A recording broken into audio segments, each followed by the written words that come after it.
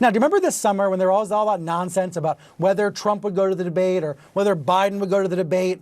There were Trump surrogates predicting that Biden wouldn't show up. That was a waste of time. Remember, there was always going to be a debate. There were always going to be multiple debates.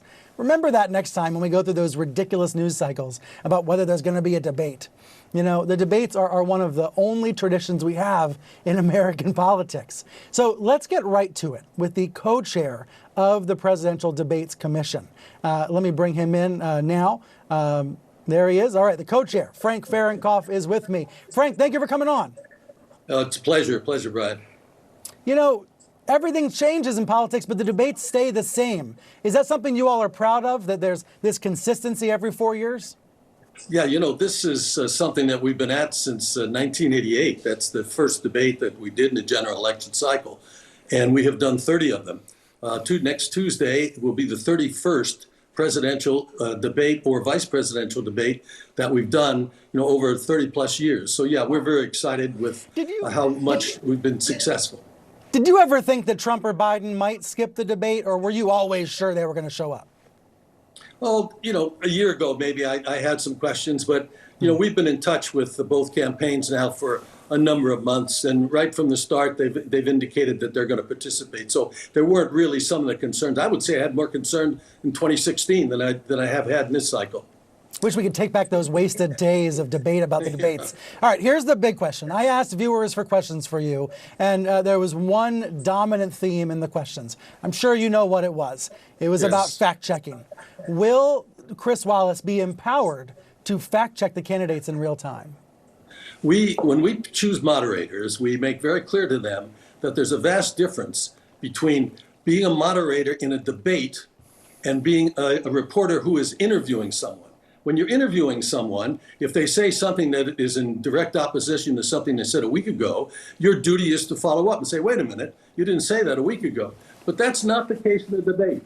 If one of these candidates says something on the stage Tuesday, it's the role of the other person in a debate to be the one to raise that and say, wait a minute, you're changing your position and so forth, rather than the moderator. So the moderator is a facilitator. And one of the things that we've been successful at doing, and if you review what we did in 2016 and in 2012 before that, is get the candidates to debate, talk to each other about their positions. So we don't expect Chris or our other moderators to be fact checkers. The minute the TV is off, there are going to be plenty of fact checkers in every newspaper and every television station in the world. That's not the main role of our moderators.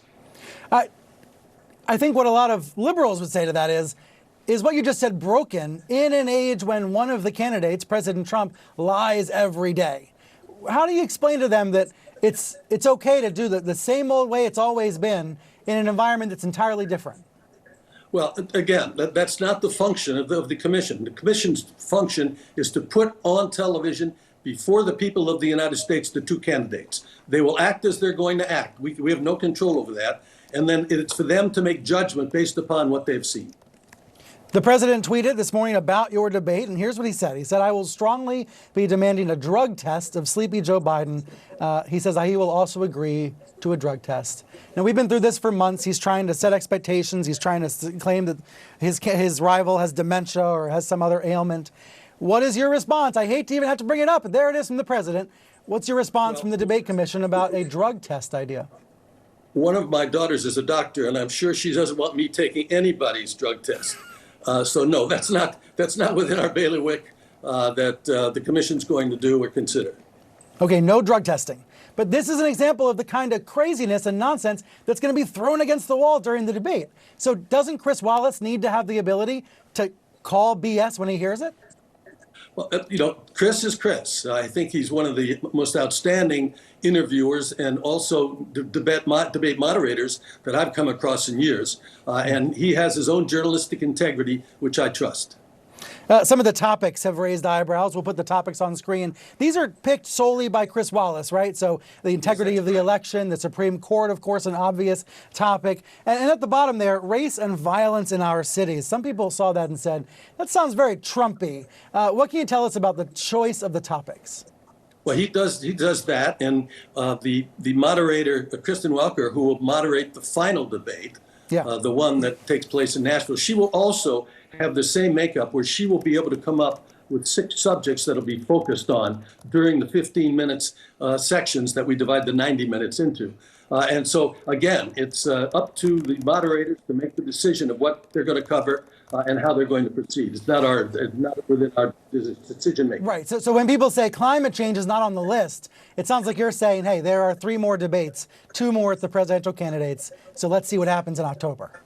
There's no question in my mind that in the debates that are coming up, that will be a subject that will be well versed and reviewed. Now, there will be no drug tests, obviously, but what about the COVID-19 crisis? What will happen with the participants of the debate? I know, for example, instead of having hundreds of people in the audience, there will only be dozens.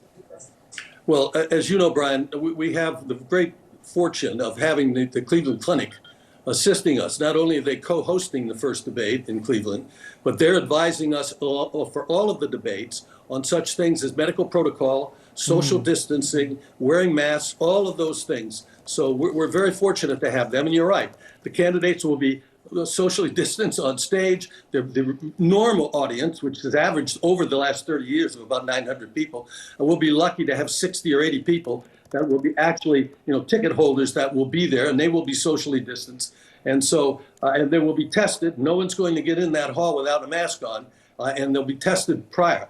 I arrive in Cleveland tomorrow morning, and the first thing they're doing to me at the Cleveland Clinic is sticking one of those things up my nose to give me the test.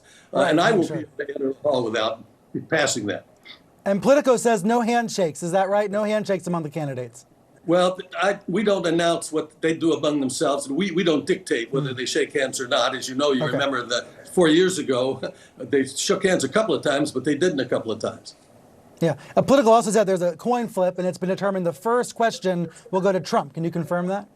That's my understanding. That is my understanding. And so then we will be off for 90 minutes. Frank, thank you very much for being here. Pleasure, Brian. Anytime.